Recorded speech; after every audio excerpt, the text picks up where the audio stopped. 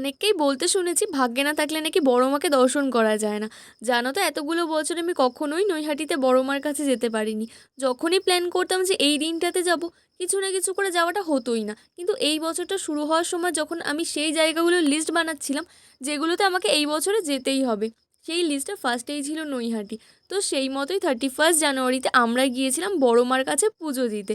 আর 31 জানুয়ারিটা choose করার reason হলো আগের বছর না এই 31 জানুয়ারিতে আমরা না খুব বড় একটা ডিসিশন নিয়েছিলাম। তো সেই জন্যই এই দিনটাতে যাওয়া।